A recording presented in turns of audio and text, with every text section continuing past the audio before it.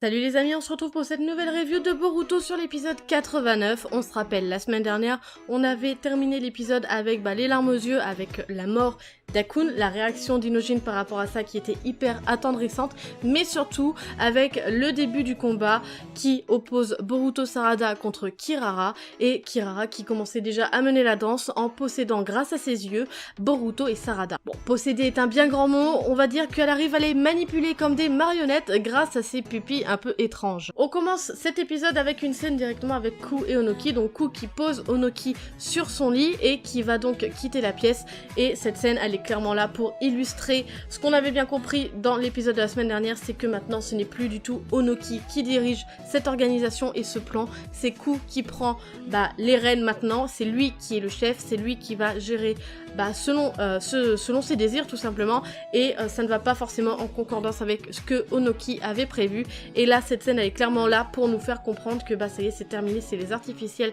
qui dirigent et qui ne vont pas forcément maintenant réagir pour protéger les humains, mais plutôt peut-être pour remplacer les humains. La réaction d'Onoki laisse clairement à désirer parce qu'on voit bien qu'il n'essaie pas du tout d'empêcher Ku, il lui dit juste non, n'y va pas, et voilà, ça s'arrête là, donc il y a vraiment un manque de motivation de la part d'Onoki par rapport à ça. Bon, un peu plus tard, on voit bien qu'il va se lever de son lit, qu'il va tenter de quitter cette chambre, mais qu'il va se faire très facilement arrêter par un Akuta qui va juste se présenter devant lui et faire le mur, c'est tout. Et Onoki ne va pas bouger pour l'instant. Après, un peu plus tard dans l'épisode, pour on ne sait quelle raison, peut-être parce qu'il réfléchit ou quelque chose comme ça, peut-être qu'il se rend compte que ce qu'il a fait, c'était de la merde, et bien ça y est, il va tenter une technique pour pouvoir éradiquer donc les Akuta qui sont devant lui, et il va réussir forcément, mais on voit bien qu'il est clairement essoufflé d'avoir utilisé cette technique. C'est vraiment, on a vraiment l'impression qu'on est en présence, qu'on est en train d'assister à la fin de vie d'Onoki. Donc moi personnellement, ça ne m'étonnerait pas qu'au dernier épisode, dans les derniers épisodes de cet arc, on ait un Onoki qui claque. Donc comme je vous le disais juste avant, on avait quitté Boruto et Sarada en mauvaise posture puisqu'ils étaient clairement sous une manipulation de Kirara qui va donc les manipuler comme des marionnettes, et elle va clairement jouer à la poupée avec eux comme elle le dit, puisque elle va s'amuser à leur faire ramasser chacun une épée ou un sabre comme vous voulez, et elle va s'amuser à les faire s'attaquer l'un l'autre. Pas se tuer, pas pour l'instant, parce que bon, il faut bien qu'elle s'amuse un petit peu, mais elle va les faire se battre comme ça, donc déjà là on voit clairement qu'elle est à 100% en train de manipuler, que ce soit Sarada ou Boruto. Sarada qui essaye de sauver Boruto en essayant d'utiliser ses Sharingan, sauf que Kirara la voit venir et ferme automatiquement les yeux de Boruto et continue de jouer avec eux. Donc honnêtement on se dit mais comment ils vont faire pour s'en sortir, comment Sarada va pouvoir faire pour pouvoir utiliser ses Sharingan et pouvoir se libérer de cette manipulation. Pendant qu'elle s'amuse, Kirara va voir derrière elle apparaître un Akuta qui va donc lui transmettre les informations qui se passent, et là en l'occurrence, c'est que apparemment Ku va recevoir un cœur, et donc il faut qu'elle soit présente pour assister à ça. D'ailleurs, entre parenthèses, Kirara a appris donc que ses deux collègues se sont fait laminer la gueule entre temps. Et donc il faut impérativement qu'elle soit là pour voir Ku posséder son nouveau cœur et donc devenir au-delà d'un humain, et elle va donc tout simplement essayer, elle va tout simplement laisser Sarada et Boruto dans leur mouise et partir. Donc là on apprend donc que sa manipulation, sa technique de manipulation ne fonctionne pas selon ses yeux. En fait, elle peut détourner le regard et elle continuera de les manipuler. Ils peuvent rester manipulés même si elle n'est plus présente à leur côté.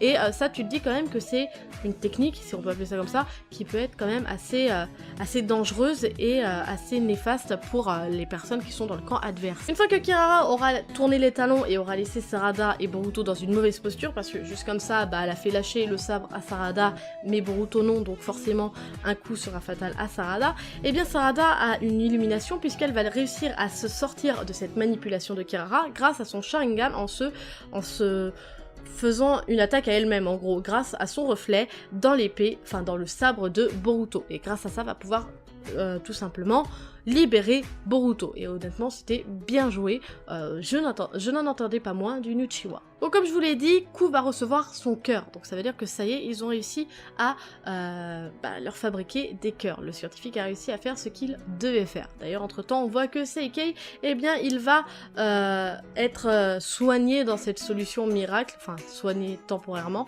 donc bon, on voit qu'il reprend quand même ses forces. Est-ce que c'est une info à garder? Je pense que oui, on le saura dans la suite de cet épisode. Et donc ce cœur, c'est Mitsuki et Seikei qui vont l'apporter à coup, plus particulièrement Mitsuki, et au même moment on a donc Boruto et Sarada qui vont les rejoindre, et Boruto à peine aura-t-il essayé d'appeler Mitsuki que Mitsuki va lui lancer une attaque Reiton au pied. Il l'a pas touché, mais en gros c'est pour le prévenir de ne pas continuer, de le laisser tranquille, de le laisser suivre sa volonté. Là ça y est, Mitsuki qui nous a cassé les pieds, les oreilles, tout ce qu'on veut avec sa volonté, là il la suit, il la lâche plus sa volonté. Et donc là on se dit, bah ça y est, c'est foutu, Mitsuki il a vraiment rejoint le côté obscur de la force quoi. Et au final, donc il va rejoindre Ku, va lui donner le cœur, et au moment où Ku va posséder le cœur et va penser que ça y est, il va devenir un super homme, un super artificiel, et bien Mitsuki, renversement de situation, Mitsuki le transperce. Oh, alors ça y est, on s'était tous trompés au final. Mitsuki faisait réellement semblant d'être un méchant. Et Ku va lâcher son cœur, et son cœur en fait n'était qu'une illusion faite par les serpents de Mitsuki. Donc là c'est clairement un retournement de situation, tout le monde est sur les fesses, que ce soit Boruto, Sarada ou même Seikei et Kirara, et on voit bien que ce retournement de situation, ce mensonge, ce piège monté par Mitsuki, eh bien il aura un très gros impact sur Seikei, parce qu'on voit bien que bah là il a carrément une expression qu'on ne lui a jamais vue, et on a vraiment l'impression qu'au final ça va peut-être être lui le boss final là au total, parce que je pense que dans l'épisode prochain il va y avoir un affrontement entre Mitsuki et Seikei qui va être très difficile, parce que je pense que Mitsuki de son côté il a de réels sentiments amicaux envers Seikei, mais Seikei là il est vénère quoi, parce que bah au final il se sent trahi, et pour lui déjà qu'il souffrait de la disparition de ses deux compagnons, et ben là il se sent triste, il se sent peiné, il se sent trahi, il se sent en colère. Enfin là on voit bien que toutes les émotions négatives des humains eh bien vont être ressenties par Seikei, ce qui est assez cocasse puisque bah il voulait impérativement savoir ce qu'était être un humain. Bah là honnêtement là il le sait là. Et en simultané eh bien tous les ninjas qui étaient emprisonnés sont sauvés par leur Tsukikage qui a été libéré par un homme masqué, et cet homme masqué, on sait très bien qui c'est Konohamaru. Alors que dire? Bah au final Konohamaru, moi qui m'attendais à ce qu'il intervienne pour sauver ses élèves, et bien là pour l'instant il reste dans l'ombre, il reste réellement dans l'ombre et il l'observe. Et on sait également dans cet épisode que, on se souvient de la semaine dernière, on s'était arrêté à ce que bah Mitsuki se retrouve nez à nez avec Konohamaru.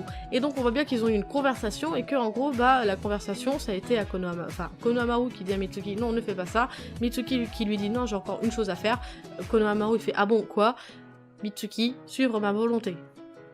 Et Konohamaru il le laisse faire, mais genre suivre ma volonté ça aurait pu être moult possibilités, ça pouvait pas être que du positif, ça pouvait être très bien du négatif quoi. Et le gars tout ce qu'il trouve à lui dire c'est que tu sais Mitsuki tu feras toujours partie de l'équipe 7. Oh merci bro, mais si il tue Boruto et Sarada, clairement il en a plus rien à foutre de l'équipe 7 et il y aura plus personne pour être l'équipe 7 là en l'occurrence. Mais enfin voilà, j'ai trouvé un petit peu la situation, l'échange un petit peu bête, parce que au final bah Mitsuki va lui dire un truc bateau qui veut dire ni oui ni non, et bah Boruto Konohamaru va dire ok frère, tu peux y aller. Pour résumer cet épisode, c'était un très bon épisode qui était bien animé, il y a une avancée sur le scénario, ça y est, on accélère, on arrive, je pense, à ce qui est la fin de cet arc, et je pense que la semaine prochaine, on va avoir droit à un combat Mitsuki contre Seikei, le combat de l'amitié, à moins que bah, ça va juste être passif, et que Mitsuki va juste persuader Seikei par la parole, mais j'ai un doute là-dessus. Après, est-ce que Mitsuki va être tout seul? Est-ce qu'il va être aidé par Boruto et Sarada? Je ne sais pas, mais je pense que ça va pas mal bouger dans l'épisode de la semaine prochaine. Cette nouvelle review de Boruto se termine, j'espère qu'elle vous aura plu. N'hésitez pas, comme d'habitude, à me le dire par commentaire, à me dire si vous avez apprécié l'épisode ou pas. Likez, partagez la vidéo, ça me fait super plaisir et surtout ça m'encourage. Abonnez-vous à la chaîne si vous ne l'êtes pas encore. Sur ce, moi je vous laisse à la prochaine. Tchuss!